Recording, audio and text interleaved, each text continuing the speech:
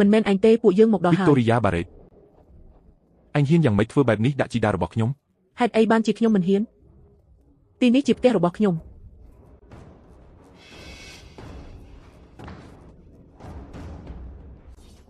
Anh chỉ côn pro anh chỉ bồ rò anh trong vi sray mền tê. Cái mình vì anh tê cứ nhom chỉ nẹ vì. Anh.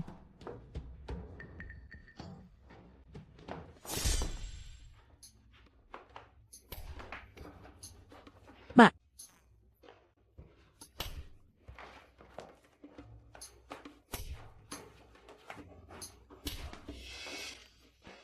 Tranh tờ.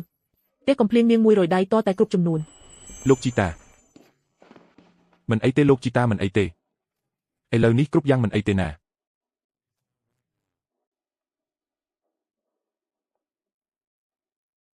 Noe. Noe.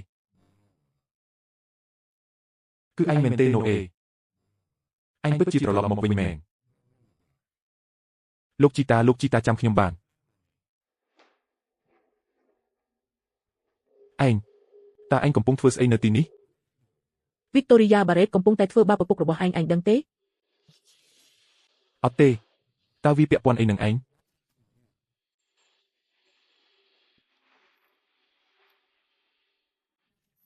Richard Smith អញពិតជាមនុស្សសម្រាមពិតមែន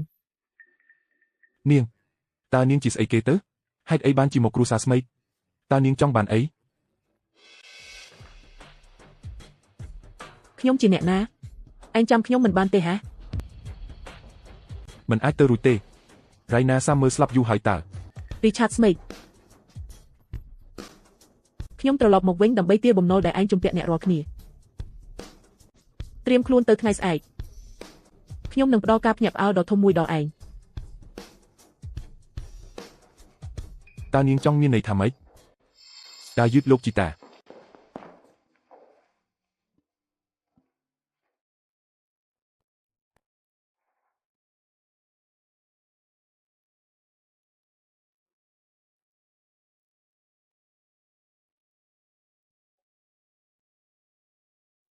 ត្រារបស់ក្រុមហ៊ុនត្រូវបានប្រេះស្រាំមែនទេតើនិយាយមែនឬអត់ហ្នឹងតើនេះមានន័យថាក្រុមហ៊ុន Summer ចិត្តជួបប្រទះការប្រែប្រួលខ្លាំងមែនទេ គឺអតីតបុគ្គលិកទទួលភ្ញៀវដែលជាមិត្តស្រីរបស់លោក Smith វ័យក្មេង ជាអ្នកទម្លាយវាដោយខ្លួនឯងដូច្នេះវាច្បាស់ជាការពិតហើយតើចេនណាមិនគួរនៅខាងលោក Smith វ័យក្មេងនិងគ្រួសាររបស់គេទេក៏ស្រាប់តែទម្លាយរឿងនេះទៅវិញ ឬថាលោក Smith វ័យក្មេងត្រូវបានគេបណ្តេញចេញពីការងារគេលែងចេញលុយទិញរបស់ Brand ឲ្យនាងទៀតហើយពួកគេឆ្លោះគ្នាខ្លាំងណាស់ ចៃដន្យមានម្នាក់ចូលមកជួបនាងហើយសុំឲ្យចេនណាធ្វើជាសាក្សីដោយសារតែកំហឹងនាងក៏យល់ព្រមតែម្ដងទៅ តើពួកអ្នកកំពុងនិយាយរឿងអីហ្នឹង ជំរាបសួរលោក Smith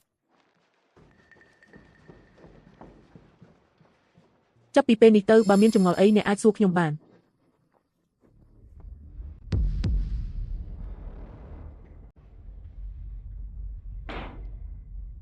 មើលនេះទៅ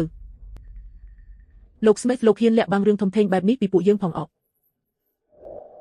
នេះមិនអាចទៅរួចទេតើឯងចិត្តណាបំផ្លាញត្រានេះដើម្បីទម្លាក់កំហុសលើខ្ញុំមែនទេសូម្បីតែពេលនេះហើយលោកនៅតែមិនព្រមទទួលកំហុសទៀតតាំងពីខ្ញុំមិនទាន់ចូលក្រុមហ៊ុនមកម្លេះលោកបានប្រើប្រាស់ត្រាដែលប្រេះស្រាំនេះដើម្បីបោកប្រាស់លោក Fletcher នៃក្រុមហ៊ុន Ridgeview Group រួចទៅហើយលោកនៅតែហ៊ានប្រកែកទៀតមែនទេ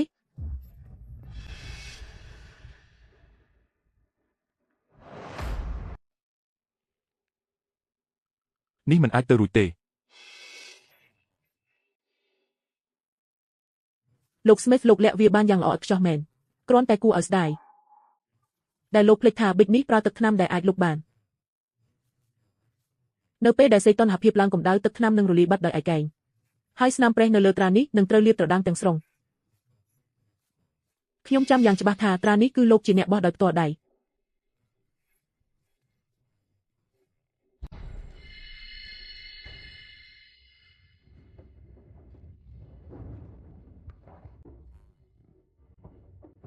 បានហើយខ្ញុំសារភាពចុះត្រានេះពិតជាព្រះមែនប៉ុន្តែមិនមែនខ្ញុំចិត្តណាធ្វើវិទេវាប្រេះដោយខ្លួនឯងតើខ្ញុំលាក់បាំងគ្រប់គ្នាក៏ដើម្បីផលប្រយោជន៍ក្រុមហ៊ុនដែរឬមួយឲ្យខ្ញុំបង្កភាពវឹកវរឲ្យប្រកាសប្រាប់គេឯងថាត្រាខូចទៅហើយ តែខ្ញុំគួរឲ្យមនុស្សទូទាំងពិភពលោកសាយចំអក Summers Group ឬបើកឱកាសឲ្យគូប្រជែងរបស់យើងលោកវីប្រហារ Richard Smith សំបីតែពេលនេះហើយលោកនៅតែរកលេសដោះសារទៀតលោកនៅតែចង់យកសពក្រសពអំណាចផ្ដាច់មុខប៉ុន្មានឆ្នាំមកនេះលោកទទួលបានផលប្រយោជន៍ពីត្រានេះច្រើនប៉ុណ្ណាលោកខ្លួនឯងដឹងច្បាស់ជាងគេហើយចុះបើគ្មានត្រានឹងវីយ៉ាងម៉េចប៉ុន្មានឆ្នាំកន្លងមកនេះក្រោមការដឹកនាំរបស់ខ្ញុំតើ Summers Group មិនរីកចម្រើនខ្លាំងទេមែនទេឥឡូវនេះពេលខ្ញុំអស់ប្រយោជន៍ហើយឯងចង់បោះបង់ខ្ញុំចោលមែនទេរីកចម្រើនខ្លាំងអកលោក Smith លោកកំពុងតែយកសពទាំងថ្ងៃហើយគួរតែស្គាល់ព្រំដែនខ្លះផងអ្វីដែលលោកហៅថាភាពរីកចម្រើននោះគឺគ្មានអ្វីក្រៅពីការស៊ីកេករបស់លោកស្រី Rina Summers នោះទេដោយខ្ជះខ្ជាយទ្រព្យសម្បត្តិទាំងអស់ឯង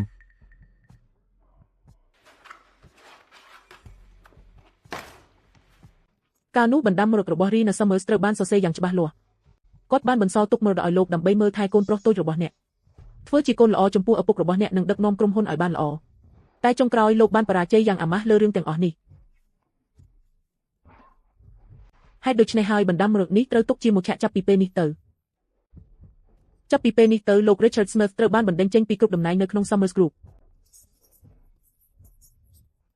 ដោយផ្អែកលើអី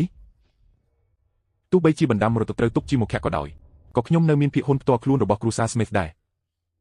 វិញ្ញាបនបត្រភាគហ៊ុនគឺនៅទីនេះសរសេរខ្មៅលើក្រដាសច្បាស់ណាស់វានៅក្នុងដៃខ្ញុំនៅឡើយទេខ្ញុំនៅតែជាម្ចាស់ភាគហ៊ុនរបស់ក្រុមហ៊ុន Summers Group ឯងគិតថាអាចដេញយើងចេញពីក្រុមហ៊ុនបានមែនទេ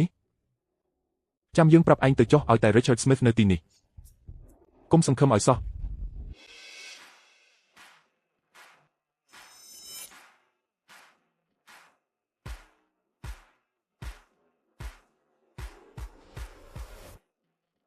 លោកប៉ា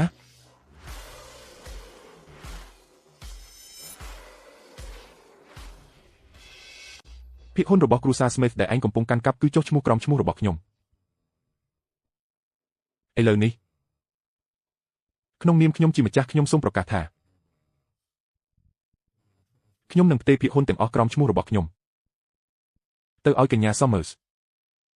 លោកប៉ាកុំហៅខ្ញុំថាលោកប៉ាអីខ្ញុំគ្មានកូនប្រុសដូចជាឯងទេល្មមហើយ Richard Smith ឯងអាចចាក់ចេញទៅបានហើយ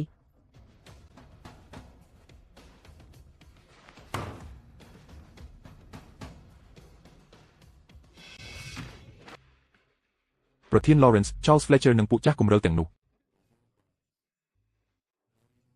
ឥឡូវនេះសូម្បីតែប៉ារបស់ខ្ញុំក៏ចូលដៃជាមួយនាងដែរតើខ្ញុំជានរណាឯងនៅមិនទាន់ស្គាល់ខ្ញុំទៀតមែនទេតើអាចជា Rina Summers ពិតមែនទេរយៈពេល15ឆ្នាំក្រោយការស្លាប់របស់នាងពិតជាត្រឡប់មកវិញមែនទេ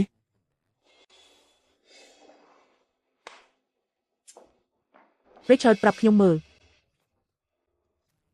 តើមានប្រយោជន៍អ្វីដែលបងមកអង្គុយគិតច្រើនម្នាក់ឯងនៅទីនេះ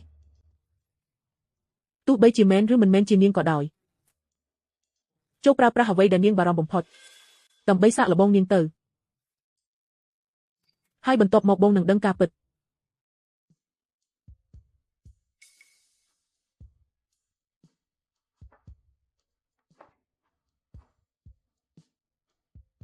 សាកគិតមើលទៅ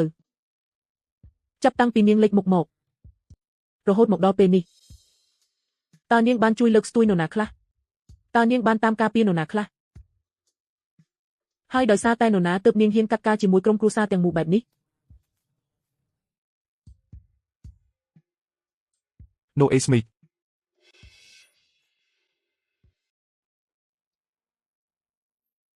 អព្រើខ្ញុំពិតជាមិនបានខ្ជិលច្រអូសទេណាបងស្រីនិយាយថាមិនសូវឃ្លានមែនទេខ្ញុំបានទិញ burger និងតែទឹកដោះគោមកផ្ញើបងស្រីខ្លះដែរយល់ហើយប្រញាប់ត្រឡប់មកវិញមកធ្វើដំណើរតាមផ្លូវប្រយ័ត្នប្រយែងផងណាបាទខ្ញុំដឹងហើយមួយសន្ទុះទៀតខ្ញុំទៅដល់ហើយ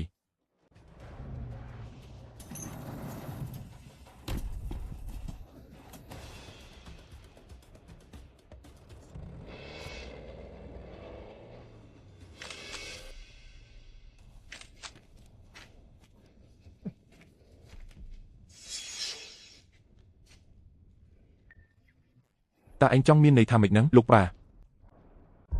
ខ្ញុំបានផ្ញើរូបថតរបស់វាទៅ ទៅឲ្យក្មេងស្រីឈ្មោះឈូនោះហើយក្មេងស្រីប្រហើនឈូនោះច្បាស់ជាកំពុងភ័យស្លន់ស្លោមិនខានទេកំពុងរងចាំនាង